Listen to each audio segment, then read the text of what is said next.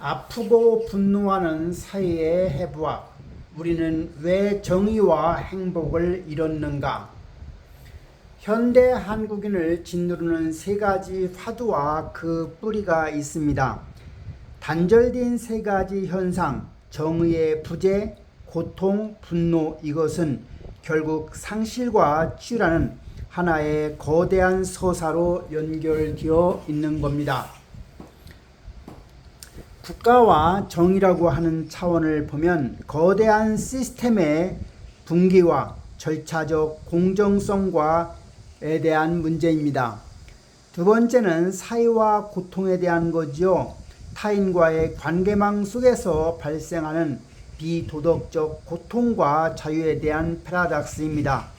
세 번째는 개인과 분노라고 하는 차원에서 내면 깊은 곳에서 찾아오는 억압된 감정적 화병을 말합니다. 정의를 바라보는 세 가지 시선이 있죠. 우리는 어디에서 있습니까? 첫째는 트라시마코스입니다. 바로 경험주의적 접근이죠. 트라시마코스의 핵심 개념은 법은 강자의 이익이라는 겁니다. 그 작동 원리를 보면 권력을 가진 자가 자신에게 유리하게 제정한 룰이 바로 정의라는 거지요. 글라우콘의 계약론적 접근에 의하면 핵심 개념은 정의란 수단으로서만 좋은 것이라는 거지요. 그 작동 원리는 상호 간의 불이익을 최소화하기 위해 타협으로 맺은 방어적 상호 협약이로 보는 겁니다. 그리고 소크라테스나 플라톤의 이상국가 모델 차원에서 보면 핵심 개념은 각자의 조화와 기능의 발휘라고 하는 거죠. 그 작동 원리는 분배의 문제를 넘어 각 부문이 자신의 기능을 완전히 수행할 때 이루어지는 전체의 덕입니다. 서양 철학은 플라톤 극복의 역사이지요. 플라톤은 단순히 재화를 나누는 배분적 정의를 넘어 존재의 기능에 집중했습니다. 플라톤의 청사진입니다. 국가의 구주는 개인의 영혼의 거울입니다. 통치자는 바로 이성이라고 하는 차원에서 지혜가 중요하지요. 조력자, 즉 수호자는 기계라고 하는 차원에서 용기가 중요하고요. 생산자 차원에서 중요한 것은 욕망이라고 하는 차원에서 절제가 중요한 겁니다. 바로 지혜, 용기, 절제가 바로 정의를 만들어 가는 겁니다. 즉 정의란 무엇을 얼마나 가질 것인가의 문제는 아닙니다. 국가의 계급과 개인 영혼의 각 부문이 자신의 적성에 맞는 기능을 제대로 수행하면서 조화를 이루는 상태이지요. 자기가 할 수 있는 몫을 다할 기회를 주는 사회가 바로 진정 정의로운 사회일 겁니다. 공정한 절차라는 함정입니다. 룰만 공정하면 도덕은 필요 없을까요? 자유주의적 정의관은 통치자의 도덕성보다 절차의 공정성을 맹신합니다. 하지만 욕심으로 가득 찬 사회에서 누가 공정한 절차를 설계할 수 있겠습니까? 우리가 파이를 공정하게 나누는 가장 쉬운 룰이 있죠. 즉 마지막에 먹을 사람이 파이를 자르게 하면 되는 거지요. 유교적 이념에 의하면 윤리적으로 훌륭하고 정의의 관념을 가진 자가 통치해야 한다고 생각합니다. 성난 민심과 정의라고 하는 차원에서 보면 2017년 탄핵 정국에서 대중은 분노로 헌정을 중단시켰습니다.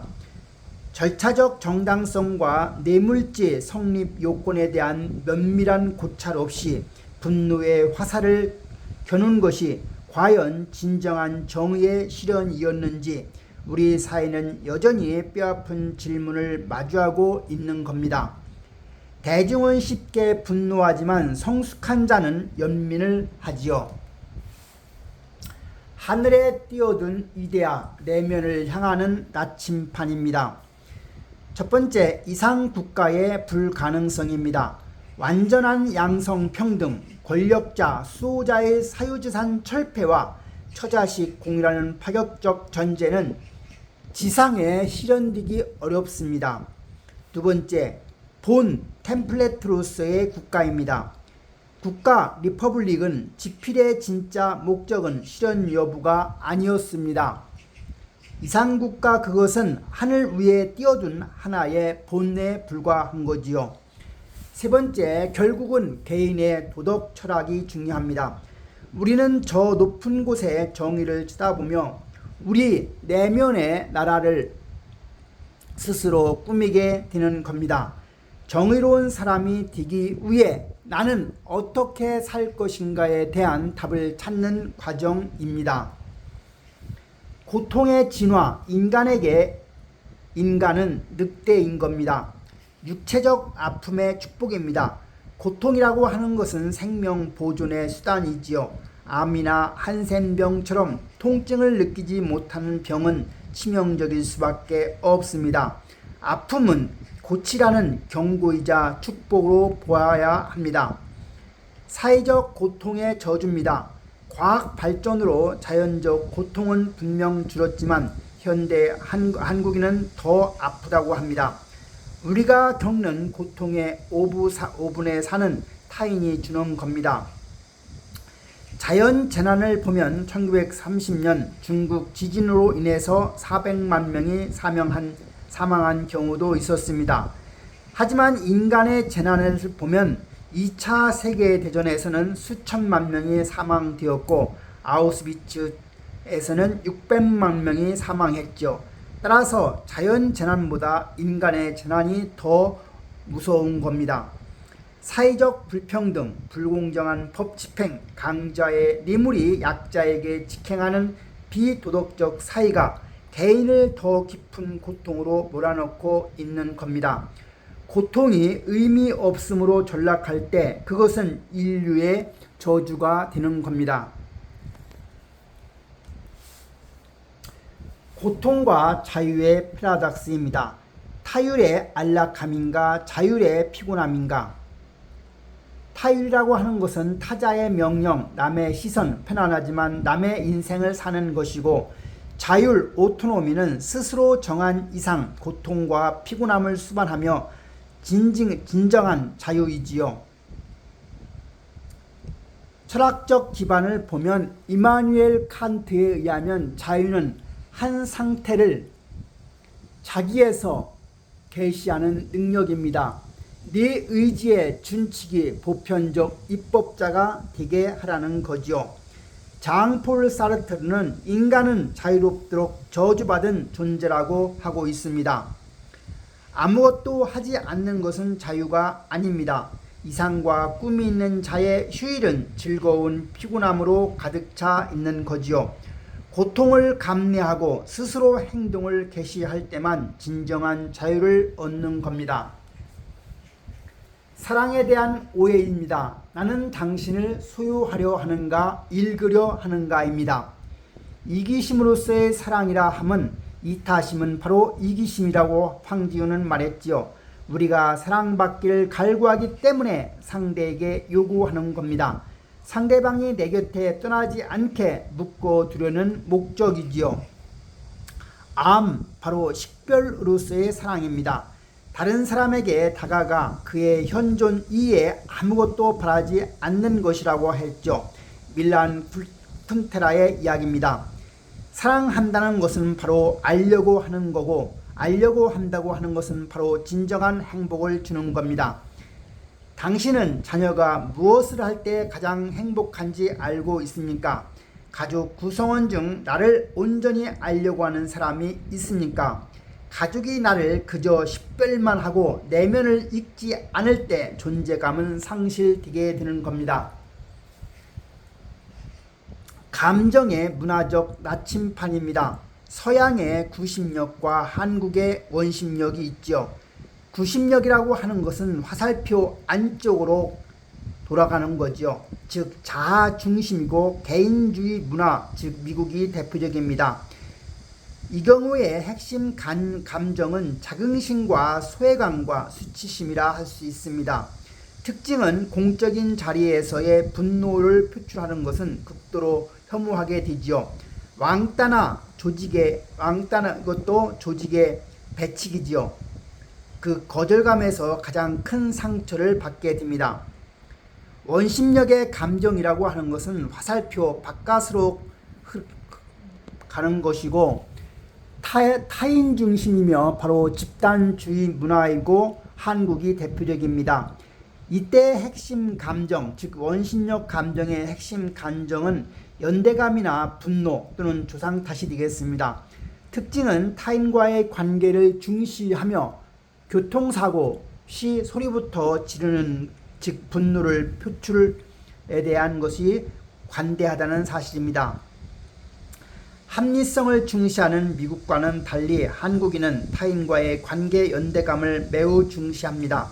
이 관계 욕구가 좌절될 때 밖으로 터져 나오는 것이 바로 원심력 감정, 즉 분노라 할 수 있습니다. 억압의 메커니즘, 착한 아이는 어떻게 화병을 얻을까요? 첫 번째 단계는 관계 중독입니다. relationship addiction이죠. 타인의 비율을 맞추려는 강박입니다. 두 번째 단계는 착한 아이 컴플렉스입니다. good child complex죠. 예쁘지도 똑똑하지도 않으면 무조건 착해야 한다는 압박을 갖는 거지요. 타인의 눈치를 보며 불안 증세를 갖게 됩니다. 3단계는 감정의 극단적 억압이죠. 구심력 감정을 가슴 안에 가두는 겁니다. 네 번째 단계는 화병 또는 폭발하게 됩니다.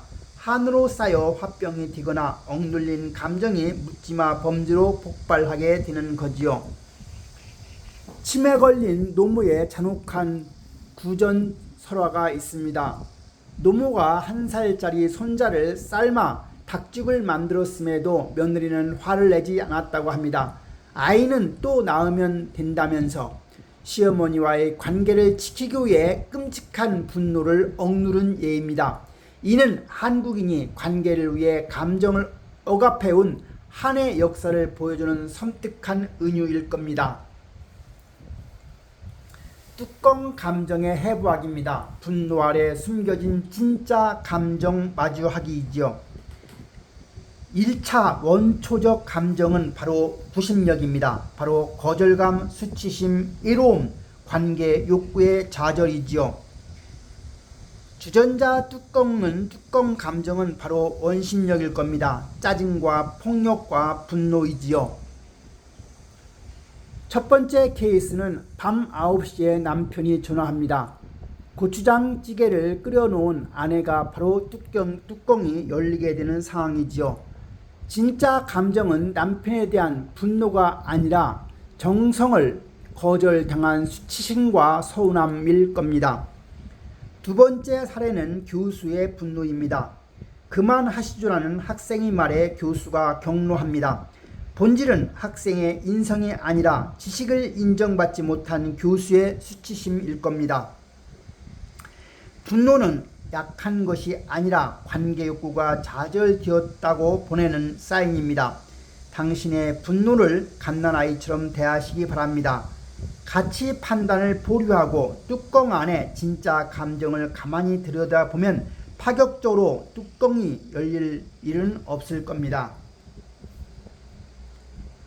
상실과 치유의 통합서사입니다. 온전한 나를 찾는 세 가지 차원이죠. 국가라고 하는 거시 차원에서 보면 정의의 본 모습을 찾기입니다. 절차적 껍데기, 즉 분배를 벗고 내면의 이상국가 나침판에 따라 각자의 기능과 역할을 발휘하는 것이라 플라톤은 말했죠. 사회를 중시하는 겁니다. 자율적 자유를 쟁취하기죠. 비도덕적 사회가 강요하는 타율 명령을 거부하고 기꺼이 피곤함, 고통을 감내하며 자신이 이상을 세우는 것을 말합니다. 세 번째는 개인이라고 하는 미시 차원입니다. 구심력 감정을 직시하기이지요. 분노라는 수증기 뚜껑을 걷어내고 그 아래 억눌린 관계 욕구와 상처받은 원초적 감정을 있는 그대로 보듬는 겁니다. 이런 것들이 달성되었을 때 바로 우리는 진정한 행복, 트루 해피니스를 달성하게 되는 거지요. 아픈 사회를 살아가는 우리는 무엇을 해야 합니까? 첫째, 넓은 시야로 정의를 공부해야 합니다. 정의는 완성된 제도가 아니라 영원히 탐구해야 할 과제이지요. 맹목적인 대중의 분노에 휩쓸리지 말고 무엇이 진정한 정의의 기준인지 끊임없이 논의하고 넓은 시야를 가져야 할 겁니다. 둘째는 즐거운 피곤함을 선택하라는 거지요. 남이 정해진 기준이나 남의 비율을 맞추는 착한 아이 컴플렉스에서 벗어나야 합니다. 내가 정한 이상을 위해 기꺼이 땀 흘리고 피곤해지는 자율적 자유를 만끽하기 바랍니다. 세 번째는 내 안에 갓난 아이를 품으라는 겁니다. 분노가 치밀어 오를 때 터뜨리거나 억누르지 마십시오. 분노는 신호일 뿐입니다. 내 안의 수치심과 애로움을 판단 없이 가만히 안아주기 바랍니다. 결국 정의로워야 행복해진다는 거죠.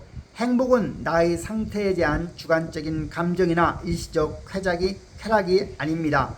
정의로운 사이에서 자신의 고유한 기능을 제대로 발휘해야 실제 훌륭함을 누리는 것입니다. 그것이 인간이 도달할 수 있는 가장 완전한 행복이지요. 우리 사회의 치유는 시스템의 룰을 고치는 것에서 끝나지 않습니다. 그 시작은 나 자신의 가장 깊고 연약한 감정을 마주하고 내면의 나침판을 세우는 데 있는 겁니다.